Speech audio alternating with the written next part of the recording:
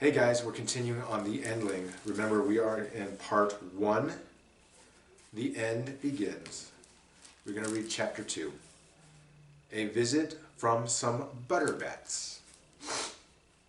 The end began not so long ago, the day some butterbats came to visit. It was early afternoon when I first heard them. I tiptoed past my sleeping family, nestled together like one great animal. Dares are not night creatures by nature, but we no longer ventured out until the sun was long gone.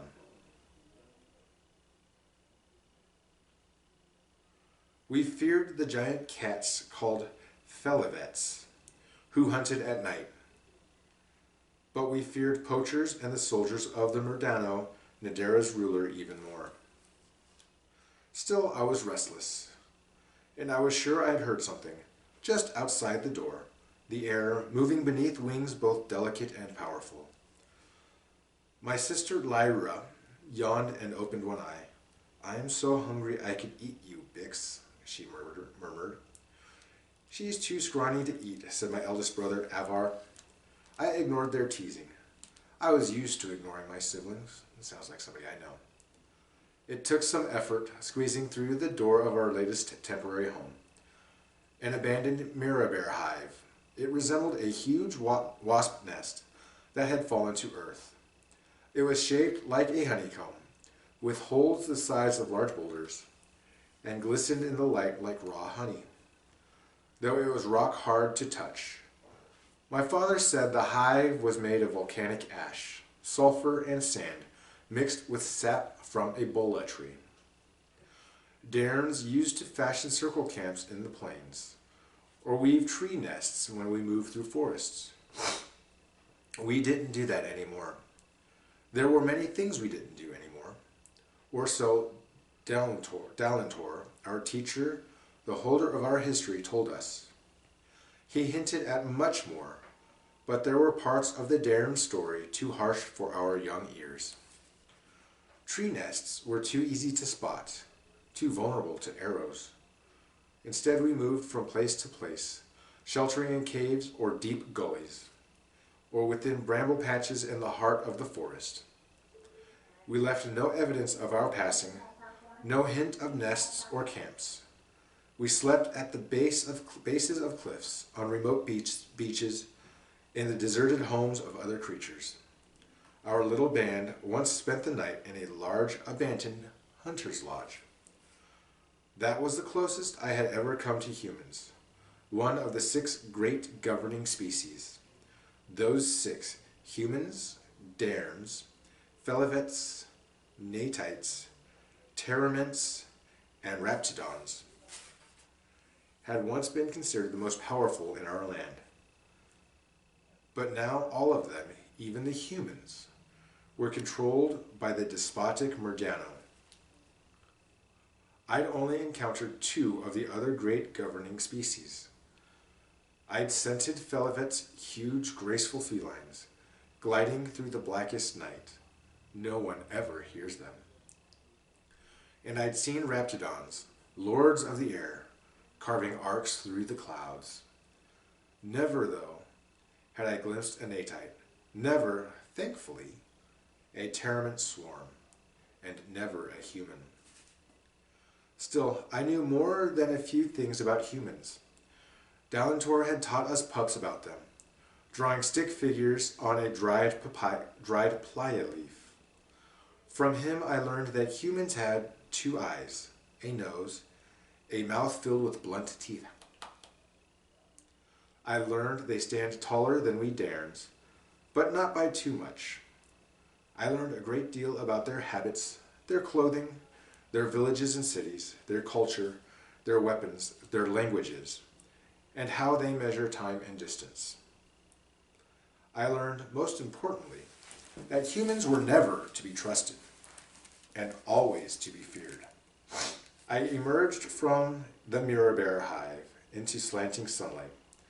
The sound grew nearer, and then I saw them above the hive. Butterbats! There were 4 of them, easily 3 tails wide, and almost as long, with shimmering wings that wove rainbows out of the tree-filtered light. They must have thought there were still mirror bears there, butterbats being great lovers of honey and great thieves besides. Despite the stiff breeze, they had no trouble hovering silently overhead like hummingbirds. Bix! The voice was soft, part concern, part scold. I turned to see that my mother had joined me.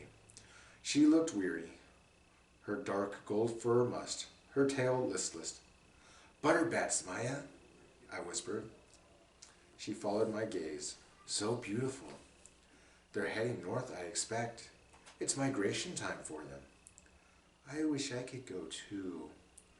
I know it's hard sometimes, this life. She stroked my back. Especially for you little ones. I'm not little. My mother nudged me with her nose. Not so little anymore, true enough. I sighed, leaning into her. She was as warm and safe as a patch of sun. I am bored, Maya. I want to have fun. I want to chase my tail. I want to learn new things. I want to go on adventures and be brave. No need to rush toward bravery. No rush at all. The big ones call me Runt and Whelp, I moaned. They say I ask too many questions.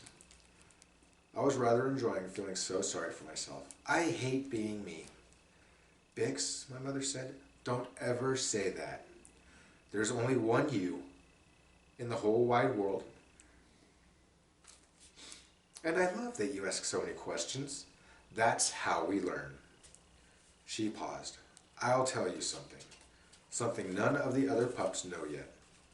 My ears flicked alert. The adults had a meeting last night. We'll be leaving here at sundown, heading north, just like the butterbats. Mixo will be leading us. She said we've searched in the Southlands long enough. Mixo was our pathfinder. She had the keenest nose and the best instincts of anyone in our pack. She'd traveled far and wide, looking for more Dairns. Still, though we'd heard rumors of Dairn sightings, nothing ever came of them.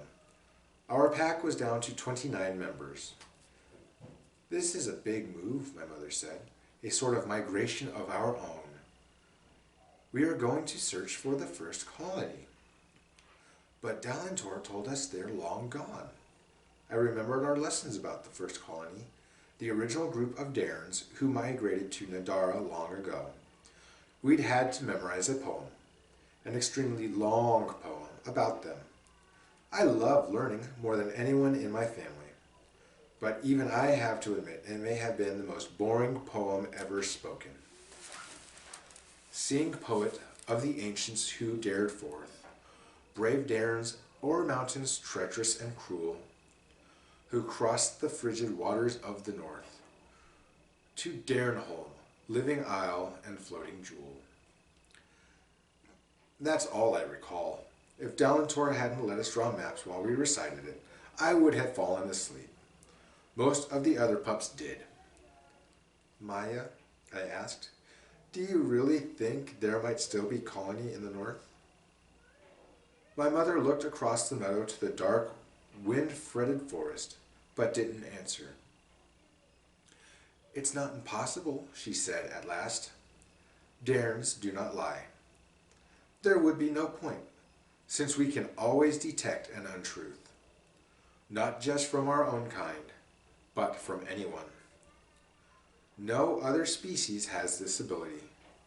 Dalentor often called it our burdensome gift, although I didn't understand what he meant by that. Nonetheless, although Dairns don't lie, we do sometimes hope. But you don't think so? I pressed, although I could already tell her answer. No, my love, it was almost a whisper, but perhaps I'm wrong. I'm sure you're wrong. I'll bet we'll find hundreds of Dairns, thousands even. I stopped myself. It's not wrong to hope, is it? It's never wrong to hope, Bix, said my mother, unless the truth says otherwise. She gave me another nose nudge. Now it's back to bed for you. We have a long night's walk ahead of us. The butterbats still circled, dipping and twirling just beyond reach. A few more minutes, Maya, I pleaded. They're so pretty. Not too long, she said, and no exploring. She turned, then hesitated. I love you, my pup. Don't ever forget that. I love you too, Maya. A long time passed before the butterbats moved on. Maybe they were amazed to have happened upon some cairns, or maybe they were simply enjoying the waves of warm air rising from the sun-touched hive. As I turned back toward the entrance, something strange, something I couldn't quite place, caught my attention. Not a sound exactly, or a scent, more like a hunch. I took a few steps toward the small meadow separating me from a dark line of trees. Beyond it stretched the sea. I consulted the scents on the whipping wind. The air was heavy with stories. Was that tree fox I smelled? Or brindalet? It was hard to pin things down in the zigzag wind. The forest called to me, silent but compelling, willing me to approach. Golden ribbons of light threaded through the trees. I'd never been there in daylight, only in the dead of night. No, I told myself, we were forbidden to leave the pack, especially during the day, and most especially without permission. And I didn't leave, not much anyway. I'd ventured to a stream fizzing with green bubbles. I'd sought the company of a friendly zebra squirrel and her babies. Yesterday, I'd visited a cluster of starflowers, scented like sage and sea. It was a lovely spot for trail tasting. I never took big risks, never went far. But how could I possibly learn about the world if I never got to see it? I knew I shouldn't go, but before we moved on, before we trekked to the next dark place, wouldn't it be wonderful to view the sea just once in daylight? I had only ever seen it by starlight. My mother was back in our nest. I checked the freshening breeze. No danger. Only a few minutes to cross the meadow, dropping onto all fours to run. Only a few minutes more to pass through that intimidating but enticing wall of trees. Just a moment, I told myself. Just a glimpse of the sun dancing on water. A moment or two, and then I'd return, having never been missed. All right, that's the end of chapter 2. I love you guys, and I will see you soon.